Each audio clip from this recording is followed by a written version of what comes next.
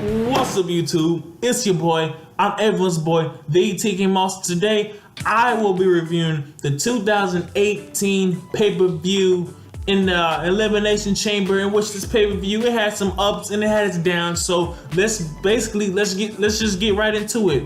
First off, we have the first ever women's Elimination Chamber match, in which this one right here, I mean, it was okay. All the women they put up, they came out there and they was like, yo, I want this championship. They gave it everything they had. But for me, this match, it wasn't the best. But let me break it down for y'all, man. First off, we have Bayley and Sonya. They started the match out, and those guys, they were feeling each other out. They was being very cautious. They didn't want to expose their game plan automatically. So they're gonna start out and doing little. They gonna keep it in the ring. Keep that game plan in there.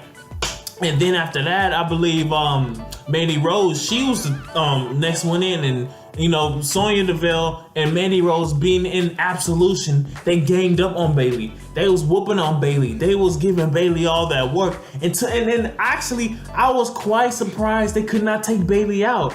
Because if you take Bayley out, there's boom, you just gotta worry about the next one who come in.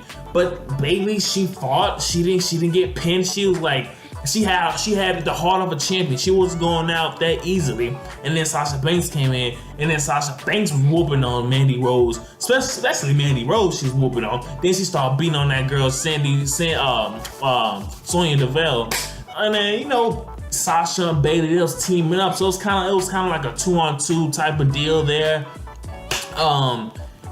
Bayley, yeah, like I said, it was working together. Then after that, Sasha Banks hit Mandy Rose with a bank statement. She made a tap. Mandy Rose was the first woman eliminated from there. And then after that, they started whooping on Sonya. But actually, Mickie James came in. She jumps in off the she came in. She was doing some work. She was doing that business. Former 6-time woman champion. You gotta put some respect on Mickie James' name. She's one of the all-time great, but she was in there doing her thing, and then I thought it was pretty cool. She climbed to the top of the chamber, and after she did that, she jumped all the way from the chamber to Sonya Deville on top of her, landed right on her chest area, weakening her in that area, causing the 1, 2, 3. And yo, man, that was pretty cool. Mickie James, she still got it. I want to see her win the championship just one more time. She needs that belt, bro. She's so cool, man. Mickie James, man, she can talk. Like, I'm a fan of Mickie James, man. And I think she needs that belt one more time. Solidify as an all-time great. But after that, Bayley did a Bayley to belly to Mickie James, and then I believe that was it. That was crucial because I was expecting that. That kind of came out of nowhere. Like this was a very long match. Alexa, she was running once Mickie James got eliminated. She was running on top of the cage and all that good stuff. And then it was a roll up on Bayley from Alexa. That was a very, very quick roll up, and I found that interesting. That was very interesting. And then a DDT off the top rope to Sasha Banks. Alexa Bliss somehow she retained this championship, bro. I wasn't expecting her to do it, but especially when it was 2-on-1, Sasha betrayed Bayley. I was shocking, but I mean, Alexa Bliss being a sneaky, quirky women's champion that she is, she found a way and she won that match. Let's go to the next match. We had The Bar versus Titus Worldwide, and then this match, this was a good tag team match for the Raw Championship. Apollo came in fast, came in on those boys, jumping off of the top rope, being on the bar. I like that aggression. I like that aggressiveness from those guys, just coming in and doing that. I felt that was pretty something different. Meaning, Apollo, Titus O'Neil, they was like, I want these championships. So they came in hot, they came in doing all that.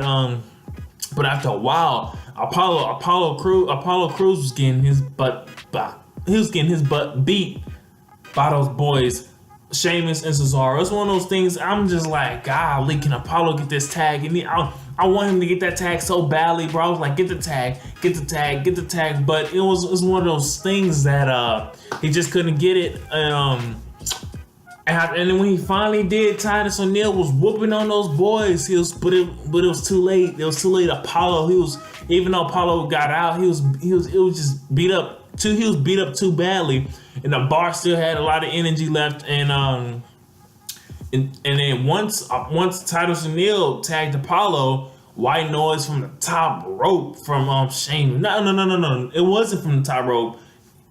Sheamus did the white noise, and Cesaro he leaped from the rope to that boy Apollo Crews. So kind of like a double white noise, and I took everything out of Apollo Crews, and it was a 1, 2, 3. This match it was an okay match. I enjoyed it. Like I'm not complaining about it, but it was one of the things like, dang, Apollo, he was getting beat up a lot, but once he tried to make that comeback, he just ran out of energy. Once he got tagged in the second time, but hey, what can you do? Next, we got Asuka versus Nia Jax. I really, really enjoyed this match here. Nia Jax, she was just starting out, whooping on Asuka, not dominating, but she had the upper hand in the beginning. And in most matches, one-on-one competition matches, Nia Jax will have the upper hand because she's the strongest, and she's the biggest woman in WWE. So you expect Nia Jax to go out there and whoop on those women. I expect that. I don't care if it's Asuka, Sasha Banks, Nia Jax better whooping those sisters, man, in the beginning of the matches, man. But after a while, Asuka, she was fighting back. She's trying to work on those legs, trying to get her down, trying to hit her with those quick, aggressive, offensive MMA type punches. But it wasn't working. It was kind of working. Nia Jax, she was stumbling. She was, fighting back. You know what I'm saying? She wasn't 100%, but it wasn't working entirely. And then I thought this was pretty cool. Like Nia Jax did like a kind of like a jackhammer. It was a jackhammer, but it wasn't like a Goldberg jackhammer. But I don't know if she tried to do it, but it was cool. I was like, dang. And then she didn't pin her. I'm like, dang, go ahead and pin her. But I don't know. I mean, maybe she saw something and that Asuka wasn't completely down. But it was one of those things like, okay. But it was cool.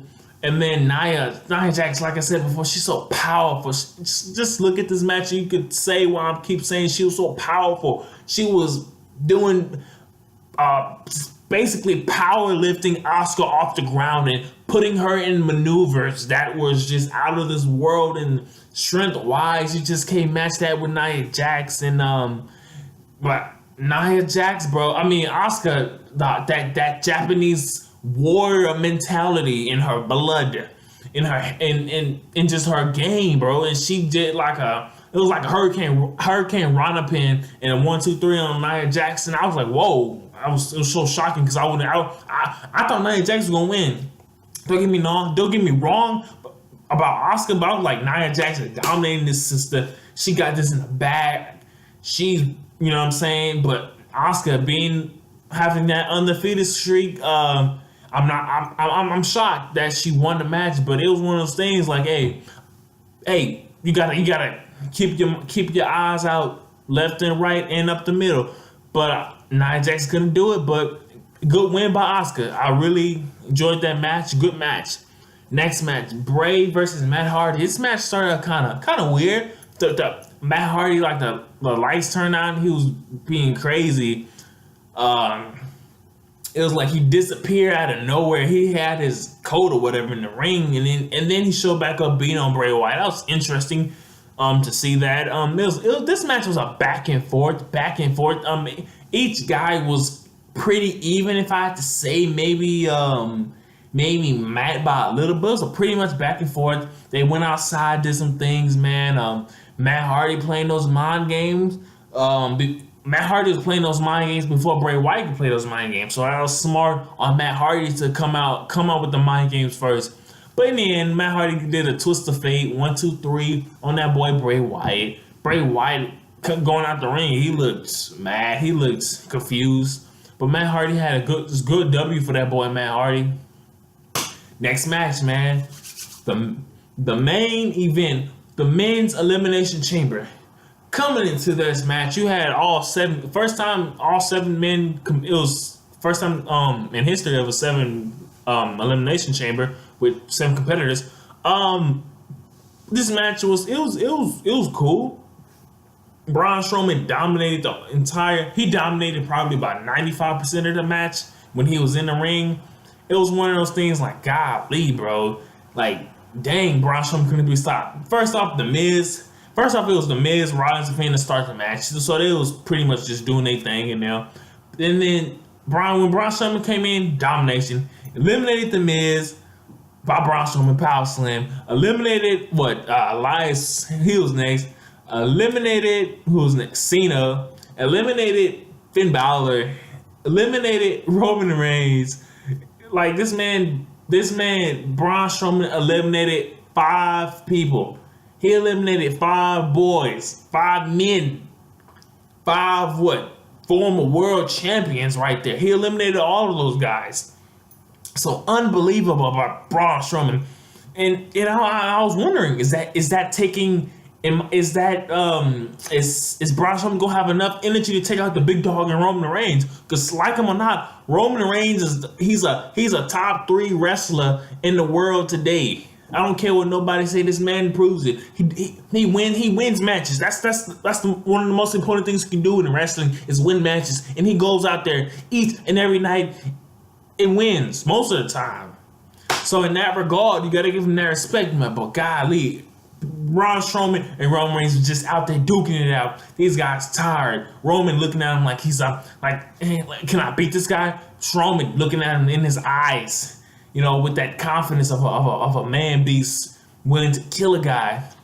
But Roman Reigns hits his brother with 2 spears consecutively. 1, 2, 3, game over. Braun Strowman, he was like, that dude energy level was gone, man. Roman took care of business. Roman is going on to WrestleMania to face Brock Lesnar in a main event match. That should be a spectacular event, bro. And it's one of those things, man. Hey, man, Roman did his thing, basically. But all in all, overall, bro, I'll give this pay-per-view maybe... Jeez, bro. My favorite match from this thing was probably dang, I don't really have a favorite match, but if you had to ask me which one I liked, probably the men's chamber. But men's pay-per-view, it was okay. The chamber, it looked like it changed. Like it looked kind of, you know what I'm saying? But it looks different. But I mean, it was okay. I'm not complaining. I'm not complaining about it. But whatever, bro. It's whatever. But until then, y'all, comment, comment your favorite matches. What did y'all like? What did y'all want to see from this that y'all probably didn't see?